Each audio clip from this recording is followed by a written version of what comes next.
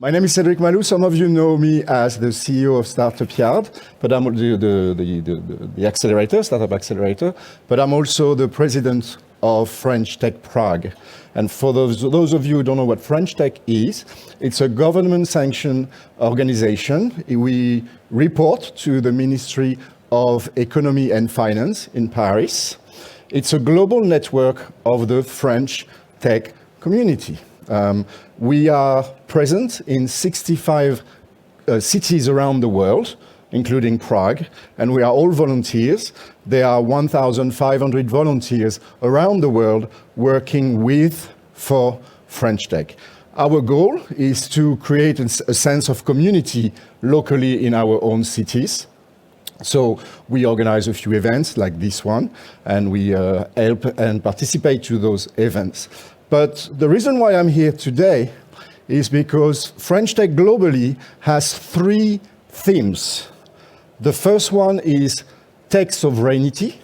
It's important to be sovereign when it comes to tech infrastructure. The second one is ecological transition.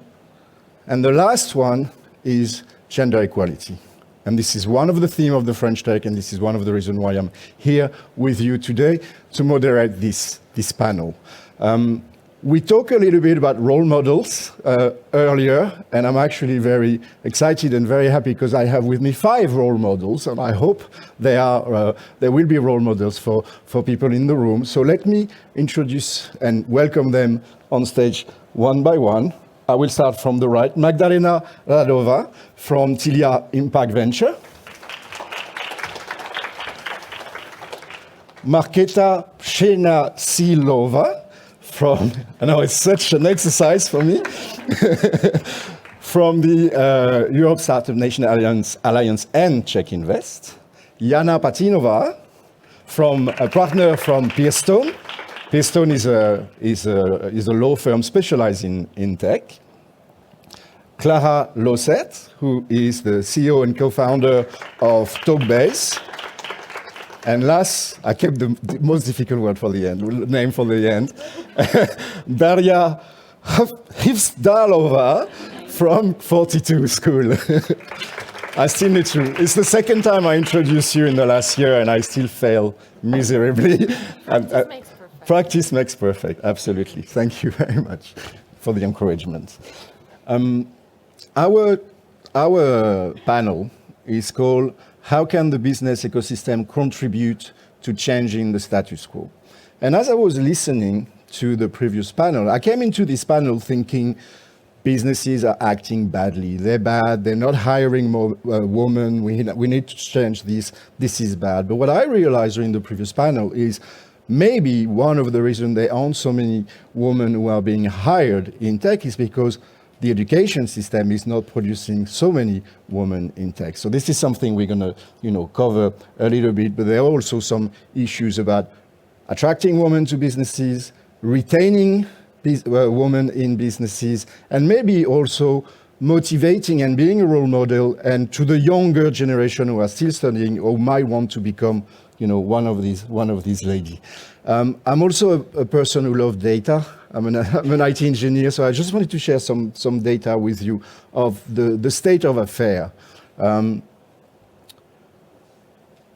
In the startup world, which is my world, you know that there's a VC world, the venture capitalist. In Europe, only 15% of the VCs are women. So even on the investment side, there's not so many women. And I was talking earlier with, where are you? Of you here, sorry, with Magdaléna, about this is not getting better, but maybe we'll get back to this. You've heard of Web 3, the crypto web. We had Web 2, Web 3, which is the next generation of the web, according to some. Only 13% of Web 3 founding teams are women. So again, this new generation of the web technology is not different. At StartupYard, my job is to look at startup, at teams, and maybe make some investment. I just looked, before I came here, over the past 6 months, I reviewed 225 startups. And out of 225 startups, there were only 10 of them which were led by a woman. So even in the startup world, we have the startup CEO. Sorry, if you're here. God, it's going to be difficult to point at the right person. Sorry. I was also looking at neobanks. You know, you look at the fintech world, neobanks are the next generation of the banks. 72% of the top management positions are held by men in neobanks. At those same neobanks, women only hold 26% of board position, which is 10% less than in a normal bank. So these are tech banks. So we all know that Europe has a talent shortage. It's the case in Czech Republic, it's the case in France, it's the case in Europe. How could women grab this opportunity is one of the questions that I ask myself. And is it the fault of the businesses or is it the fault of the education? So let's jump directly in the topic, and I'm going to stop talking because this is not about me, this is about you. And I'm going to ask the first question. I will go in this order, so starting with Magdaléna. Could you please tell us about your background? Yes, you need this. And how did you become interested in the issue of underrepresentation of women in tech, please? So, hello everyone, pleasure to be here. I'm Magdaléna. I work for Tilia Impact Ventures, which is investment fund investing in startups. So I'm from the same world as Cédric, and we focus only on startups that do some good for the society, that they contribute to solving some environmental or social challenges of our times. We focus on very early stage startups. And prior to this work, I used to live in Luxembourg and work with network of female business angels and female investors, and work with the local Ministry of Economy on studies, you know, how to support and empower more female founders. And now I moved back to Prague, and I can see similar trends picking up here in Czechia. And me as a sustainable and impact specialist, gender diversity and increasing gender diversity is always on top of my head, not only because I'm woman, not only because I care, but also because it's a great business opportunity. And I think Barbara already mentioned that in the previous panel, you know, that teams that are mixed or have enough female in the leadership position perform better than just purely male teams, and it's up to 50% better in terms of financial returns and the share performance. So that's already saying something, and there are more and more research confirming that. So I'll stop here and pass the microphone. Thank you. Markéta? Thank you, Cédric. So my name is Markéta, as it was mentioned, and it's glad to see you here this afternoon. My whole career, it's connected to startups and supporting them actually within the government. I work for the CzechInvest, which is the governmental agency dedicated not only for attracting foreign investments here in the Czech Republic, but also the startups. And we started the first acceleration program, which was focused on sending Czech companies to the Silicon Valley so they can learn from the best. And it was back in 2011, which I think it's probably almost the same year as the StartupYard was established, right? So it was like a boom here in the Czech Republic. And since last year, I am a chairwoman of the Presidency Board of ESNA, which is the European Startup Nation Alliance. It's a new agency on a European level, which should help member states and the governments to achieve the European Startup Nation standards. And one of the topic, it's also the equality, not only the gender one, but also other like the ethnics and underrepresented people from unprivileged backgrounds to do more in a business. And yeah, that's probably all at the beginning from me. Thank you. Jana? Thank you, and it is a privilege to be part of this distinguished forum. I am a tech lawyer, so many people would consider that I am not a tech woman because I am a lawyer. So I have kind of 4 angles from which I look at women in tech. First, as a lawyer, I had to choose the industry in which I will practice many years ago. And I chose tech because I thought that it has the greatest potential for gender equality compared to traditional sectors as real estate or finance. And I still believe that, it can deliver on this promise because it's all about curiosity, flexibility, innovation. So everything that is basically aligned with the trend of gender equality. And as a mother of 4 children, it was very important to make the right choice for me. And that's why also I became involved in many initiatives that help and support this trend. Second, I manage one of the very few top-ranked law firms in Europe that have equal participation of men and women in the partnership structure.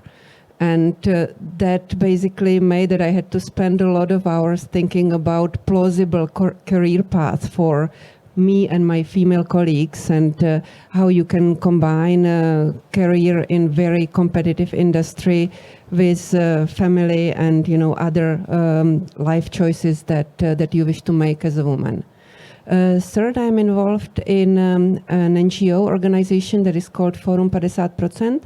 It is an organization that supports participation of women in politics. And I believe that, if every society or organization can be easiest changed from the top. And I believe that if we will have more and more representation of women in the political landscape, changes in other sectors will be easier too.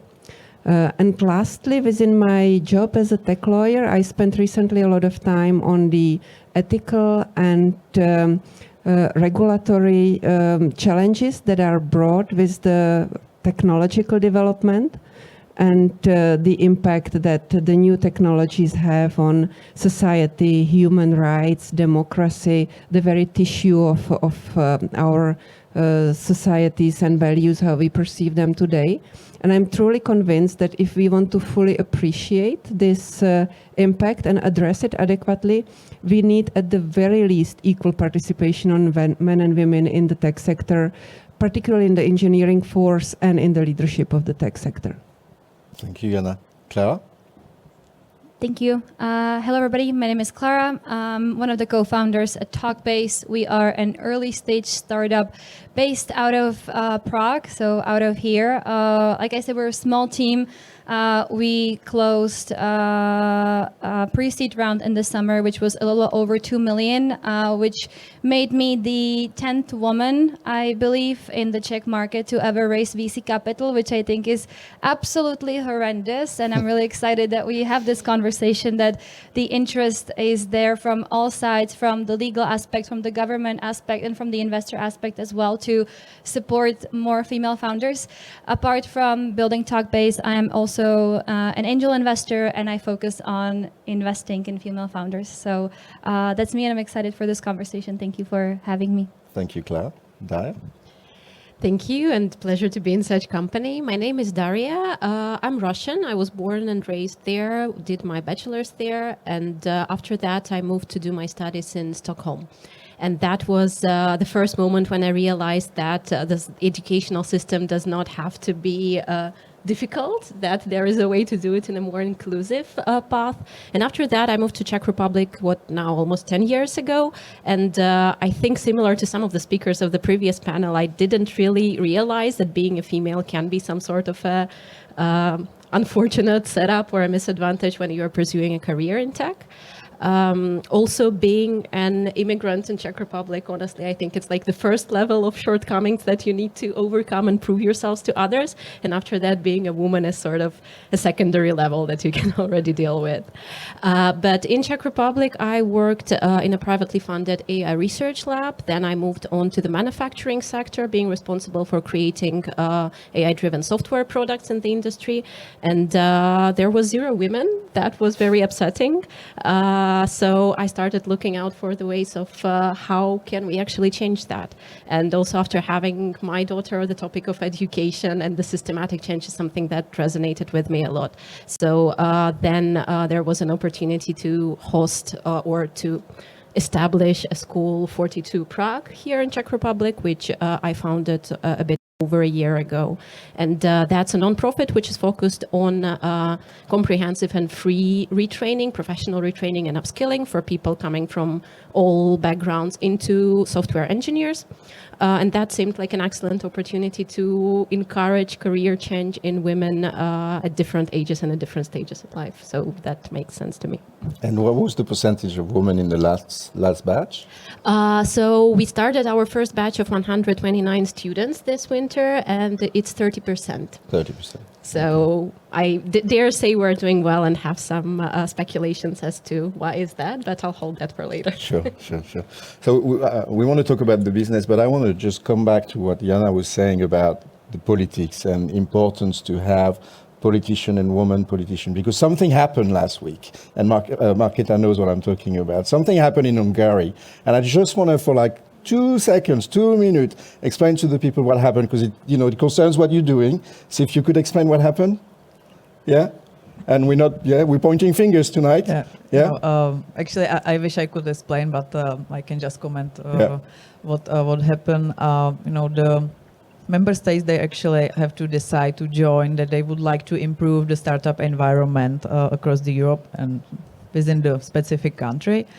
And almost every European country decided to sign the standards that they would like to help the environment, except the Hungary, and their official statement was that they don't want to support those standards because one of the standards is that there should be like a gender equality, both like men and women, and also other people, specifically like the LGBT community, and that's why they decided not to sign the declaration, because they don't want to support this initiative.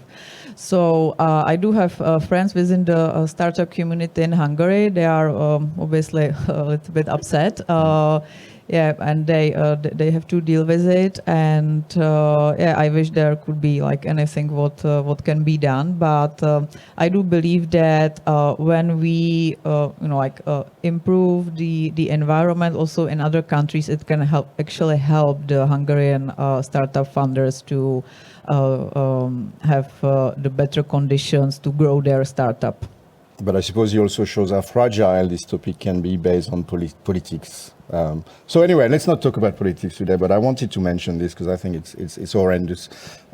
Let's come back to Czechia. We heard this. We heard the statistic earlier.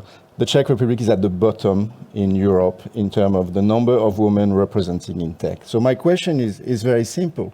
Why is this happening? Why do you think Czechia is at the bottom? Magdaléna?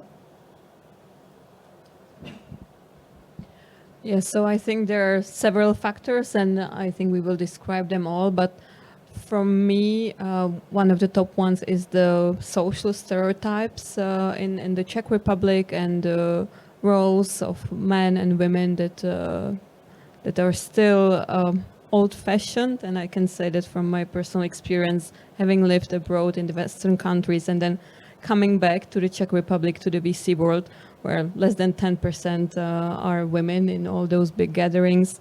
And the social stereotypes really are present, and I can feel them. So that's one of the top ones for them. Then I definitely think that there are shortcomings in the hiring practices in bigger companies. That's not really my sector, so I let some of the other women speak. And the other one would be still lack of support and role models in our geographies for women. So yeah, those are the top 3 points from my side. If I may add probably something, I think that there is a saying from the Maria Wright Endelman, it's a children's rights activist, and she said, "You can't be what you can't see." And I think it's connected to the topic. If you can't see so many female entrepreneurs in the startup world, if you can't see so many scientists within the science, then you can't imagine that you can do it. So this is the one thing, like the role models, as you mentioned, it's one important thing. And the second, when you usually ask the children if they can draw the scientist, they usually draw the man with the white coat lab, right? So this is what you usually see in a television or in some stories, or maybe in a real world. So the perception, it will be probably the one thing. And second, it actually might be, when we talk to the business, there is in Europe about 22% of women who are working in a tech world. When we look at it closer, it's almost the parity when we look at the tech companies that they are working there, but mainly as assistants or within the marketing or roles like that, but not within the tech roles. What can be changed? It's probably no, or there are no silver bullets like to hit it, but to have more role models, or maybe when the companies can, look within themselves if there is this issue and how can be addressed. There is a lot of initiatives here in the Czech Republic, but also abroad to gather and ask them for a review or for the help.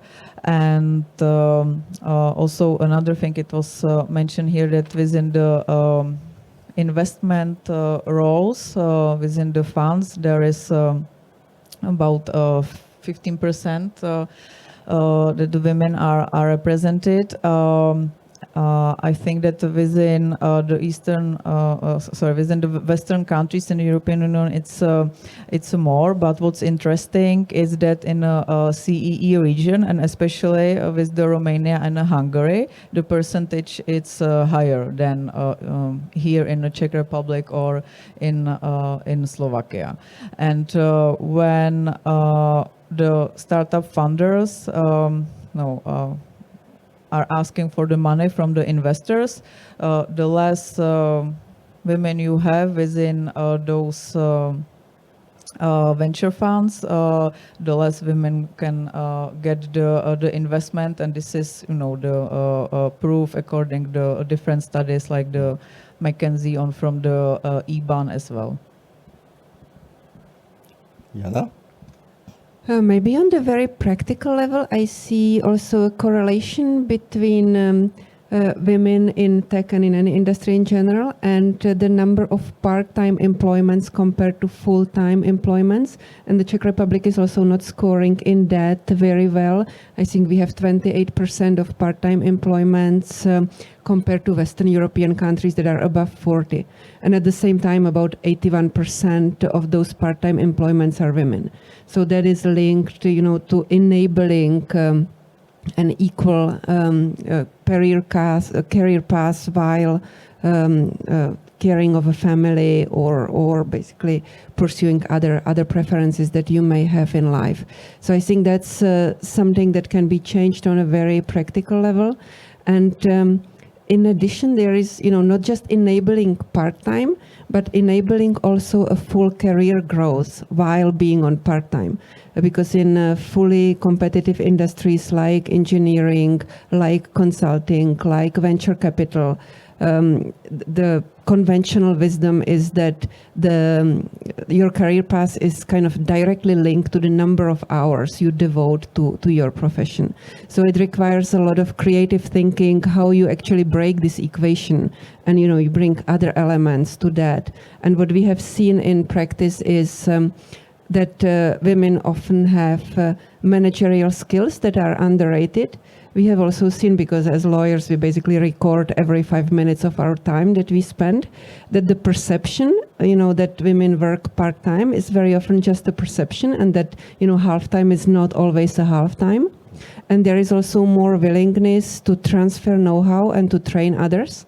And if you fully remunerate that, and if you reward that in career paths, there is also something that is promoting and enabling like a fully equal career path, while not being able to devote possibly the same number of hours as your male colleagues in certain stages of life.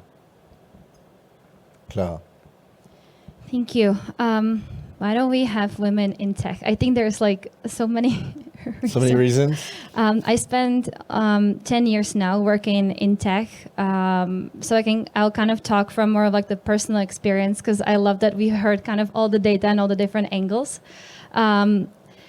Working in tech is extremely fun and extremely rewarding if that's something that you want to do. But if you don't have allyship within the company, not just representation, I 100% agree that representation is important, but you also need allies. It's extremely hard for you because, as was mentioned, there is a lot of stereotype.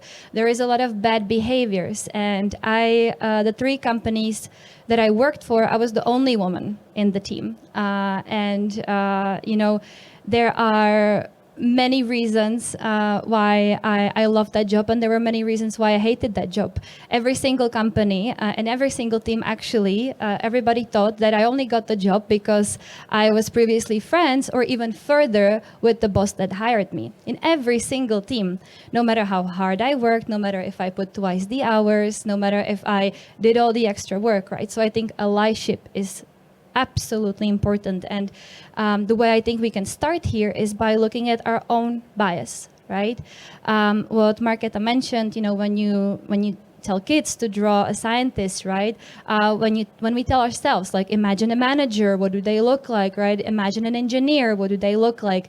If you feel and see your own bias and learn to speak about it and learn to fight it, that's how you can really help, and that's how you can get more women into tech, because not that it's hard, because the education system has very same, I would say, atmosphere right now as the tech industry does, as well as, women don't have the same starting line to start with. And if you're interviewing for a tech job and you didn't have as many opportunities before, you're, of course, it's really hard for you to be as qualified as the other candidates. Same for VC funding.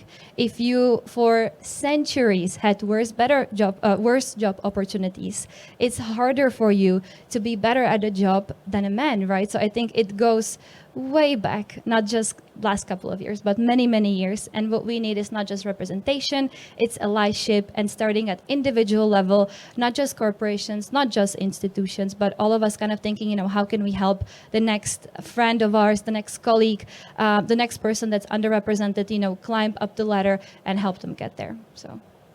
Thank you. Yeah. I think this funnel of creating a more diverse tech landscape has 2 bottlenecks, and one is acquisition, another one is retention.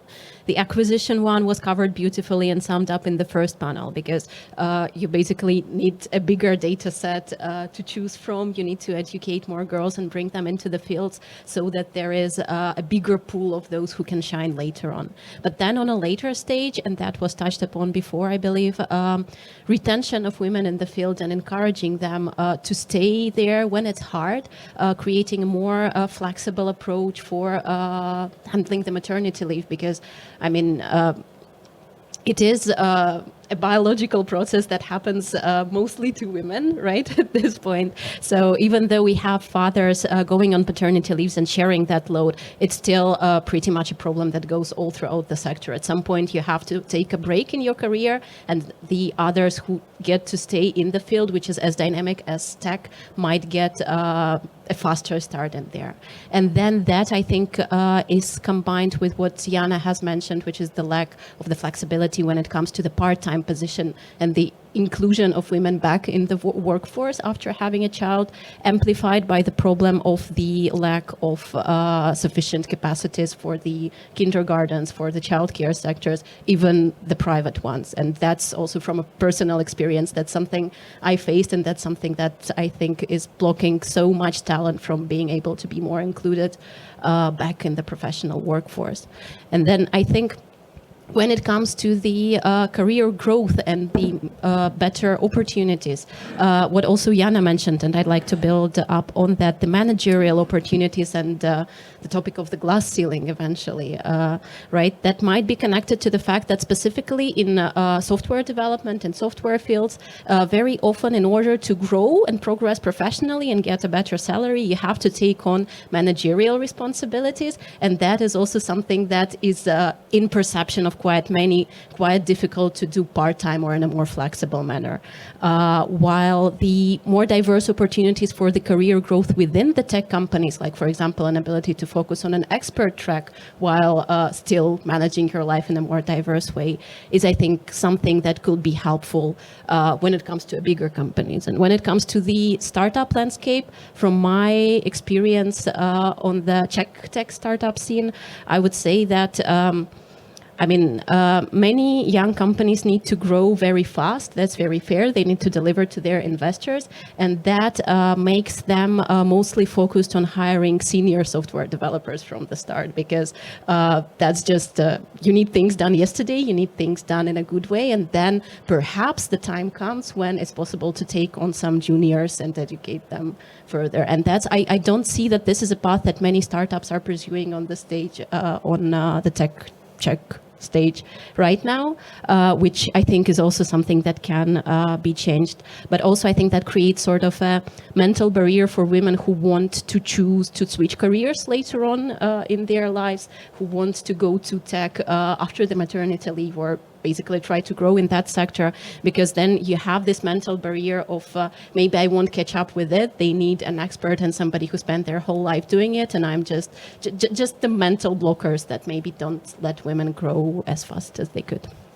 You touch on a few things here, but if I step back a little bit, because when you talk about tech, it's a big sector, you know. So we have to divide it in a little bit. So you have the VC world, you have the startup world, you have the corporation world. My feeling is that they are more the corporation world is more educated on the topic, therefore is going to be more likely to hire women than the startup world. So VC world is a little bit separated. In the US, there's a trend which is called the startup bros. Right, it's all the brothers, the bros, the male who acting like male macho guys who just building startup and they're super cool, and they're excluding women just by saying, you know, the world of the startup bros. So, from your expertise and from your experience, do you see a difference depending on if it's the startup world or the corporate world in terms of adoption, in terms of hiring practice? Do the startup founders care about the topic, or they only care about their companies? A lot of questions in one topic.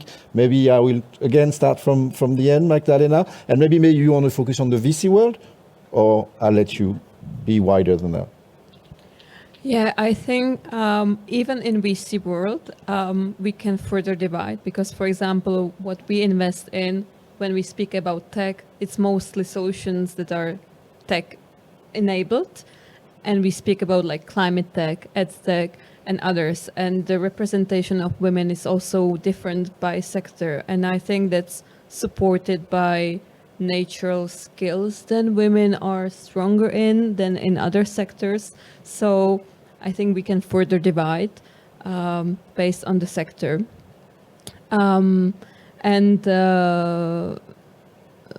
Is there more hope in large companies for women then? Well, there is definitely more hope if we take into account, for example, the regulation coming in, for larger corporations above like 250 employees. There has been just recently new EU regulation accepted, benchmarking, 40% of women in leadership position, and can be slightly different sector by sector, but that's one of the hopes. And in geographies like ours, we definitely need this push from like the top as well. while we are developing the change in the mindset from the bottom. Yeah. Thank you. Markéta, you've mostly been working with startups. Yeah. What's your view? Yeah. Well, the one thing is that I think it's a connected. You know, when you don't have so many women studied in ICT, then you don't have so many startups, because like 80% of the startups here in the Czech Republic, they conduct business in the ICT sector.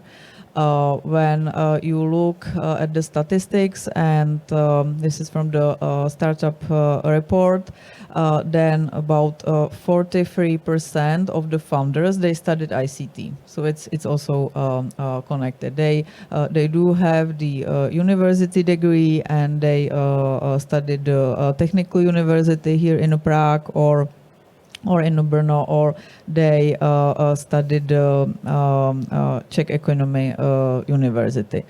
So those are, the statistics. According to startup reports, there is about 5% of women founders among the startups. According to statistics from Holkis Marketingu, it's about 9%, so there is slightly a difference. And what's also interesting, that only 1% of all the investment in the Europes goes to only women-funded startups. So there is definitely the gap, and when you compare the European Union also with the other regions or the countries such as United States or Singapore or the China, there is definitely the technology gap, which is now here in the European Union. I mean, we do focus on like the inclusion and the green topic, like the Green Deal and this topic. But what is driven, it's actually the ICT sector and the technology and the AI. Now it's more connected also to the other sectors, and this is where the companies, especially from the United States, they are better in the results when you look to the company results. So it's not only the case in the Czech Republic, and this gap could be filled when more women could join. And I think there is the study from the McKinsey that actually to educate more girls in the tech sector, it won't help much. It would help more if the current women could, like the shift to the tech sector, or they can actually return to the tech sector, because there is like a big drop, about 18%, I think, from the university to the workforce when they studied the ICT, and the main reason it's our children, the childhood, and there is also not enough nurseries and the kindergartens where the children can be. So from one point of view, this is like a biological, as Daria mentioned, but it can be solved if we can provide more opportunities, the flexible jobs, or more daycare for the children as well. Yeah, I also see a clear difference. I mean, in the corporations, particularly the multinationals, I think they are very far in diversity. Just Microsoft and Google are led by women in the Czech Republic. So, and that's not the last year, that's the last 10 years almost. And so there you have leadership that is well versed in those topics, that knows how to incorporate women. They have specific targets that management is assessed, among others, also based on the diversity that they manage to achieve in the teams. They also push change through the supply chain, because when they tender their suppliers, they request that certain hard targets on diversity are delivered. So I think this is driving change. When I look at the Czech IT sector, the Czech IT companies, it's really a male-dominated world. I don't know if I have ever met a woman in a leadership position in a large traditional Czech company, but I don't speak about the startups that are beyond Series A, B, or C, but really I don't want to name any companies, but the 20, 30 years old Czech companies, I think the standards are very low. In startups, I think I fully kind of subscribe to all the challenges, and I've negotiated many startup financing, and I have never seen, like a female founder negotiating a part-time with investors because she would need to care for family. But I have seen many male founders negotiating part-time, saying that they have, other priorities and important things in their life. And very often that's possible. But I think at this point I want to mention one huge role model, which is Mira Murati. That's the Chief Technology Officer of OpenAI, which is the company that has launched ChatGPT and DALL-E. And I think her story shows a few trends that I see. First, she's not the first person in the spotlight when you speak about ChatGPT. She's supporting the other founders, Sam Altman and others. Also, when she gets into spotlight, she really speaks about the societal impact of the technologies that OpenAI is putting in the world.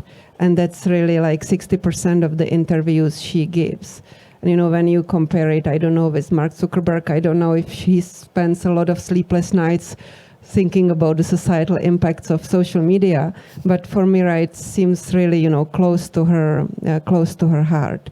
And I think she's such an amazing role model that, also for the VC world, this should be put forward and made clear. And then I think also the VC world is important, because if there will be more participation of women in the VC world, that will naturally drive also change among the founders and financed companies. There are no Czech women VCs. I mean, the CIIRC who works with you, there are very, very few Czech women VCs, right? Klara, you know that well. That's as well. true. Yeah. they're all male. Yeah, that's very true. I think to all that was said, I do believe, and I started my career originally in a corporation, and I could really see that corporations are much further when it comes to equality, when it comes to diversity, when it comes to taking those topics seriously. I think it's partially because the leadership is there, partially they have to, right? That those are metrics that they also report to their investors and to their board members. So I think there is a whole system behind that's important, right? But when it comes to VC, I think there are some amazing organizations. For example, allrace.org is an absolutely fabulous one. Not that still known in Europe, but very known in the US, trying to make sure that the VC world is, has representation, not just of women, but women of color and any other genders that should be represented, right, within the VC world, which I think is a great cause. And I think when it comes to startups and talking about hiring women, to Daria's point, when you're hiring, who you're looking at, who's available on the market, you do have to make decisions, and you can either make a decision to go fast or you can make a decision to go a little slower, right? But it's always the founder's decision, right? You can choose. And I think that's super important to say, right? And if we keep just optimizing for earn and speed, right, we're never going to change anything, because change takes time. So I think that's such an important topic to think about, and trying to think about ways how you can include women at least part-time, right? Figuring out how you can make things work. I just heard a story about a couple of the largest Czech national banks with a couple thousands of employees, with hundreds and hundreds of employees on parental leave without any jobs, right? Wanting to work. 95% of them said that they want to work from paternity leave, and they're not given the opportunity, right? So I think there is still so much that we can do there. And again, to kind of going back to the individual level, we can make the decision on who we want to hire, how we build the process, right? What we optimize for. So I think that's kind of my experience. Daria, do you want to add something, or? I think that's Everything hard was- after yeah, such sure, a panel. sure. No, fully agree.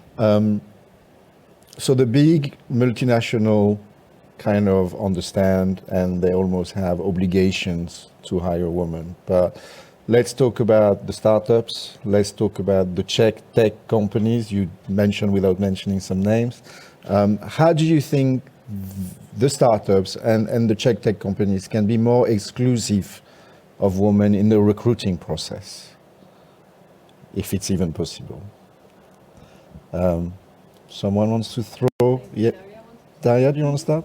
I could. Yeah, sure. So they will have nothing to say after you. So there is definitely a lot of opportunities to do so, but I would suggest some practical ones could be maybe rethinking the approach to formulating the job descriptions, because that's just a very special space where, specifically in the startup world, when you don't put sufficient thought into it, it's a very slippery slope to make it, pre-templated, pre-formulated, to fit, not to be as inclusive as it could be, just purely the language of it, the required qualifications of it.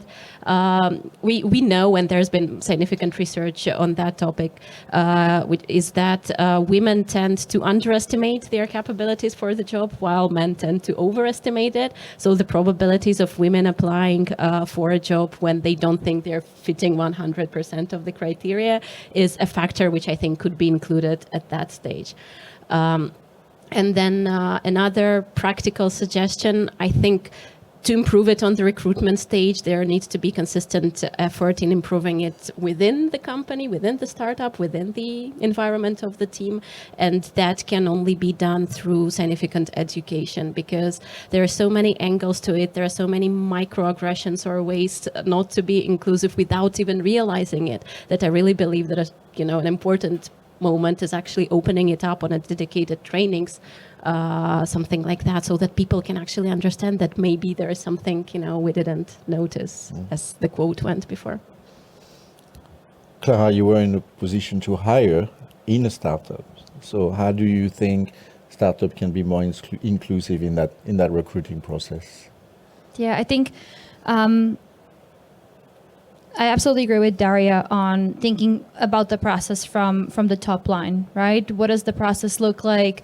Having it thoroughly checked by someone else who can give you, and also it should not be the only woman that's on your team. It's not her job to fix all your mistakes, and I've known there and I've been that. There is not that many of us, and carrying our jobs, and also making sure that we support all of our teams to make sure that all the materials that we put out there are inclusive. I think we can help, but I think also as a founder, as a manager, it's your job to figure out how to start being inclusive in those hiring processes. And I think when we then look at how startups hire, what that process looks like, I think it's just those basic human behaviors that need to be eliminated from that process. A lot of startups hire actually in the evening over beers. That might not be comfortable for a woman to go into a pub with 7 guys getting drunk. That's probably not on top of our list. Maybe it is, but it may not be a safe environment, right, to start with. Number 2, making sure that that you're open to feedback when she says it, right? Not being biased. And I think number 3, making sure that even if there isn't enough representation at your company yet, that you as a company are able to explain to her, we know that we don't have the right representation yet. It's important to us, and we're going to change, and this is how we're going to make the changes, right? So I think those are just a couple of basic decencies, and also basic steps that founders can do to hire more women, and also to make sure that the process is right and inclusive and just safe for women, to be fair. Yeah. Jana, would you like to add something? Well, I think that there are basically 2 ways for large companies that don't have full diversity to change that.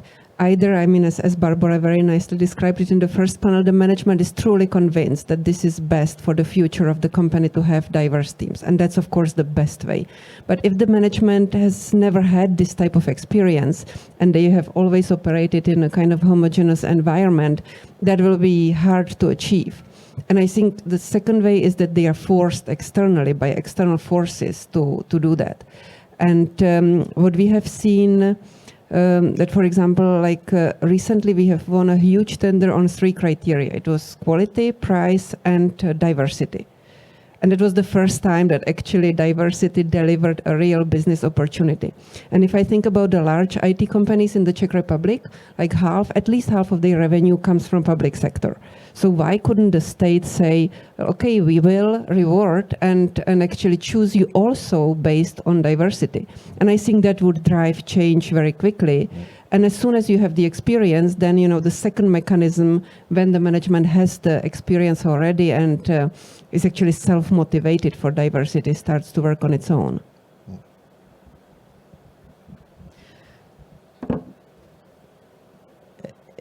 For me, it's probably hard to add anything what wasn't already said. I do agree there are like internal and external motivation.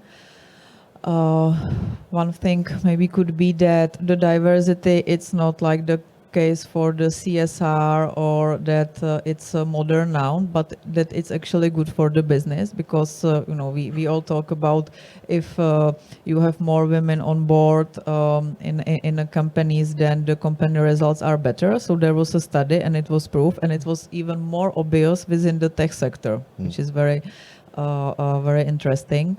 So this could be like the internal, that if you want to have a better company outcomes and the result, then the diversity is the key. The external one, they can be, you know, like different from the quotas, which I'm not actually like a big fan. But maybe in the short term, it could make the change. But what do I believe it's more important are the role models and lead the good examples, and not to have, you know, some quotas and the percentage. But I can imagine that it's, you know, like easier and it can be done within the shorter time. But it definitely won't be a solution, according to my opinion.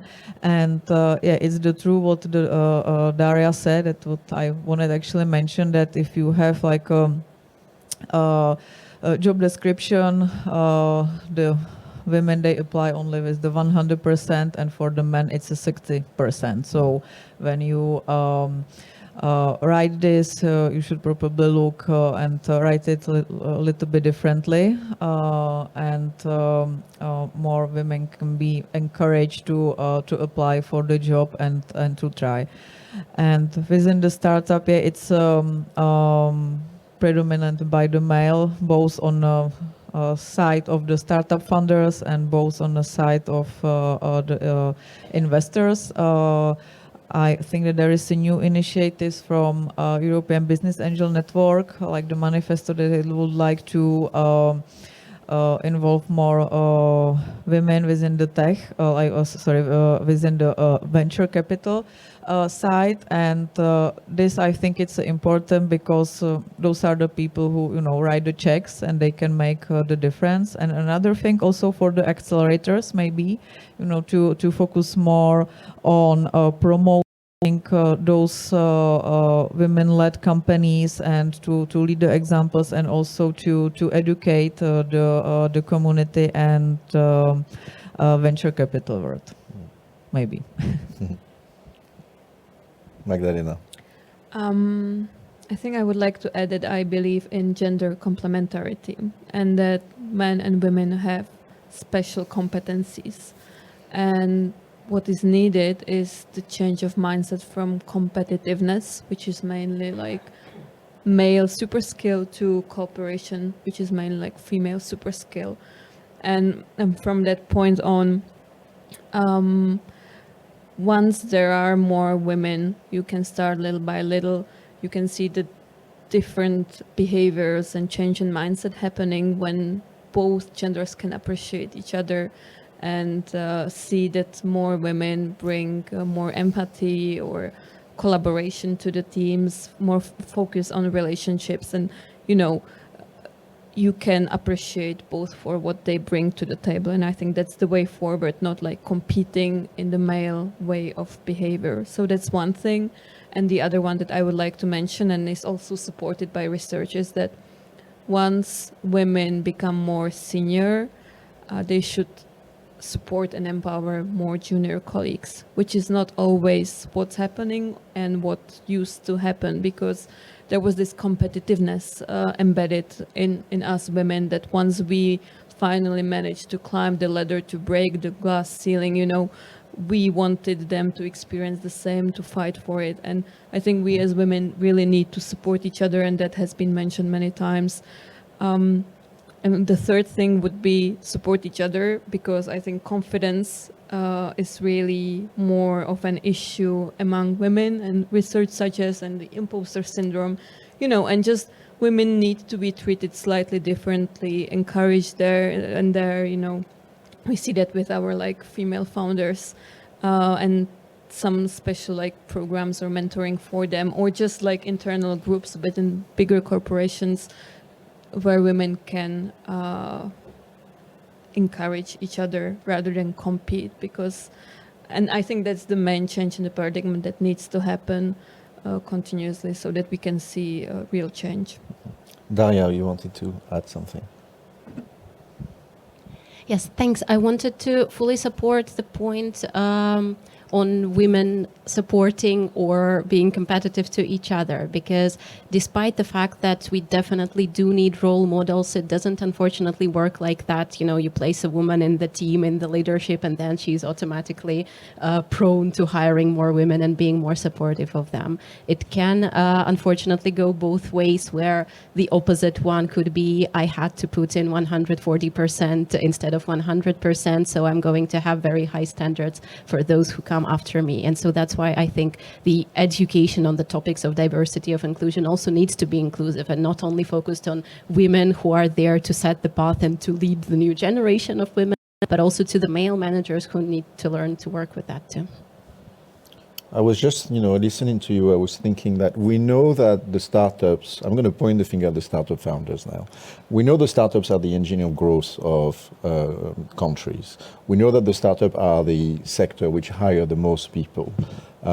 So how do we educate the founders, the male founders? Because I believe that the employees in large corporations are going to be educated.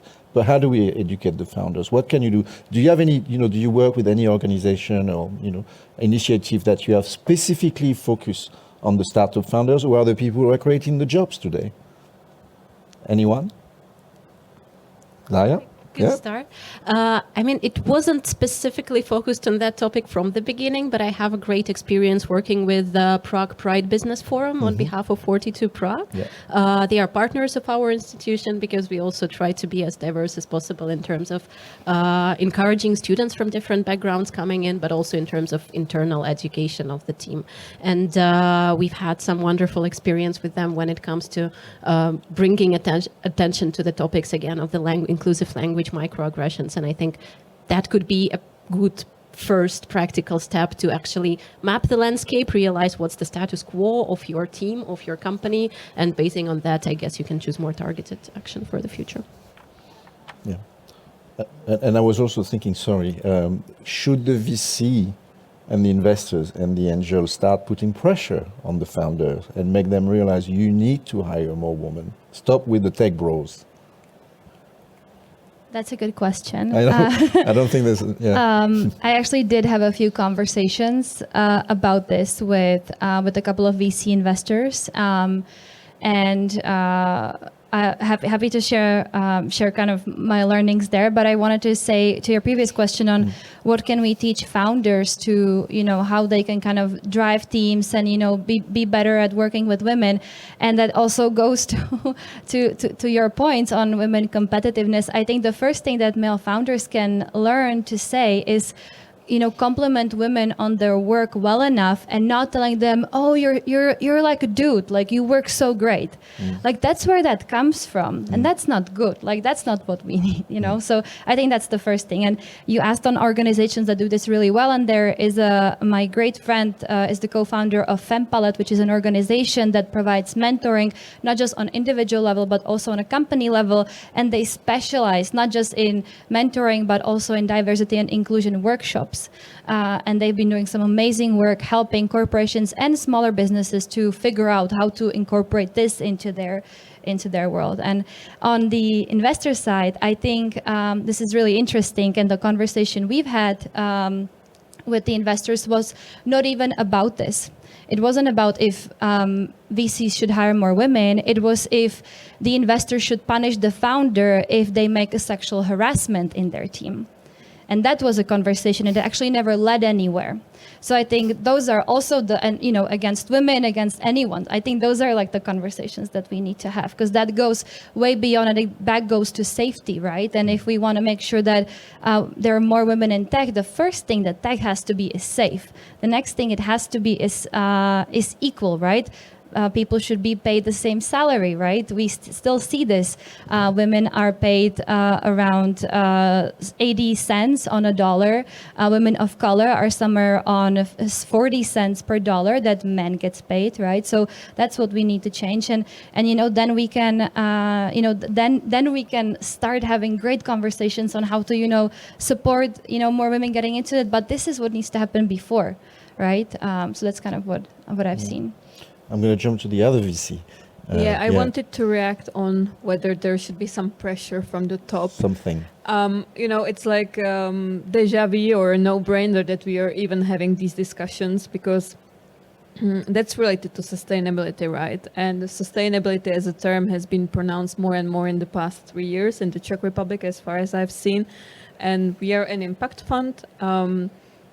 And we see that almost everyone claims that they're doing sustainable things now or impactful things. And that comes together with the regulation, again, from the European Union, And in our geographies, in the CE region, you have probably almost all of you heard the ESG terms, environmental, social governance. But the great focus really goes on environmental aspects. But social and governance can't be neglected either, because they go hand in hand. And, in the world, it's always called like the 2X, that you look at the environment and social aspects, the gender perspective. And there is more and more like pressure on reporting. It will be, you will be legally obliged. And hence you will also need to, I don't want to say force, but speak with your investees about these things. And we have a case of like 4 dudes in tech sector, 4 founders. And we started to have the conversations with them. How would it look like if you introduced a woman in your team? And now, they embraced it, and they can see the value that she brings to the team, not just doing HR or anything like that, but really like being involved in the operations. And I wanted to make one last point, that I used to work in like microfinance global funds, and they are all turning into like gender lens investing right now, because the world really sees the value, and actually, women can be considered one of the biggest emerging market on a global scale. With the size twice of that of China and India combined. So that's just to like illustrate that this is really the trend, and we are moving together with it. It's changing for the better. Yeah. Let me turn to the audience maybe and see if they have any question, because I looked at the clock. Anyone has a question? No? Okay. I think we have until now, 5 minutes? Cédric, maybe if I might add something. I think, to your previous questions, question that it's more on the ecosystem, like to promote it, to maybe gather the data and show you, because a lot of the founders, they are like, the engineers focus on the numbers. So maybe when we gather the data that it's actually good for the business and not for the CSR, they might say it. So this, from my point of view, it's more the role of the ecosystem. When you organize some panel discussion or you have any workshops and things like this, to think about it, to invite women. This is the great example. What it's a little bit sad for me is that in the audience there is like just mostly women. Mostly women. So this is maybe like another point, because I don't know why, but usually when you have a topic which starts like women in tech, women in startups, and when you put the word there, there are like none or very few men in the audience, and we can talk about it within our bubble, but we need to get it to other bubble which is not actually here. So this just what I wanted to add. Yeah. Maybe as a last question, I would like to bridge with the previous panel and see how the business world can help the education world to produce more women developers and tech people and tech women for the industry. Any idea? You doing this, so maybe I'll start with you, Daria. Thank you. Yes, indeed. I think that's what 42, the network of schools 42 is essentially doing, because the practical way to bridge that gap is to enable upskilling at the moment when the companies on the market realize that it's a very difficult market to operate on and to hire from. So in order to create more female tech talent, you actually can't wait for the universities to produce that, and you have to start taking action. And that can be done either internally within some forms of internal academia, traineeship programs, apprenticeship programs, but that's normally quite costly, so only the bigger corporations have the advantage of doing so. Or working with an external upskilling partner, non-profits similar to Chiquita, similar to 42 Prague, which will enable women at a later stage of their life perhaps to enter the upskilling, knowing that there is a safety net on the other side, a company which is actually committed to and interested in hiring them if they do everything right, follow through the curriculum and graduate. And I think from what I see in 42 Prague, and one of the reasons why I think we have one of the highest percentage of the women in our intake as compared to the other campuses the world, is that we try to send out that message very explicitly. You don't need to be afraid. Of course, nobody can guarantee you anything for 100%, but here is a great palette of companies who need tech talent, who are committed to hiring diverse tech talent, and you just need to come and try, and nothing bad will happen if you fail. That goes back to what Barbara was raising within the mentality of trying and failing and trying again, which is just needed in the software development, which is often not there when it comes to the way how we raise up girls. And that's very hard to reach in the age group of, say, 30 plus, when we are in the society not really embracing the failure as much as we could. So the older we get as women, the more difficult it could be to try something new, knowing that you can fail. So normalizing the failure and letting companies help upskill the talent. Mm-hmm. Klara? Thank you. I think it's just absolutely amazing. There have been mentioned so many organizations, and we've talked about corporates and startups and VCs. And I think if we all just learn to collaborate with each other, right? If corporates have spent the tiniest portion of their budgets on supporting these organizations, and if VCs learn that these organizations exist, they can later recommend them to their founders to hire from, right? It's like a beautiful ecosystem that we should kind of promote a little more. That's how I think, how we could help. Okay. Jana? One trend that I see is that now every company believes that they are a tech company. Either they already are, or they want to be in the next 1 or 2 years. And so also the management is clearly giving more opportunities to people that are tech savvy. whether you are a medical doctor, a lawyer, teacher, like, you name it. If you are tech savvy, your career opportunities will be better. And so I was horrified when I heard in the first panel that girls would be actually today making choices not to go into technology, because not only they are foreclosing the tech careers, they are essentially foreclosing any other type of career. And so I think if the business did not make a good enough job to communicate that to the academic sector, then this has to be rectified, because there will be no non-tech jobs, and certainly they will have lower career potential. So I think there is probably a communication gap that needs to be clearly addressed. Yeah, for me, it's probably the role models. So to go to the schools or to the community and talk about your career, your path, how it's going, and this might be like a easy win, and I think it could make a change. As I was said, you can't be what you can't see. So this I do believe it might help, and I also do agree that the technology gap cannot be fulfilled when we wait when the girls actually come out of the university, but the reskilling is the key. Yeah. Yeah, I think I don't have much to add right now. Maybe just like building on the skill set, then I think it's really important like to have even the soft skills of networking and building relationships, because I think that's one of the ways how women can get to more like tech jobs, and that's the allyship that was mentioned in the very beginning. Yeah, I think that's really important. And on the other hand, women who are willing to give back, and then the compounded effort of the whole ecosystem and the stakeholders. Thank you. Well, thank you all of you, Magdaléna, Markéta, Jana, Klara, and Daria for participating. And thank you to all of you as well, and have a great evening.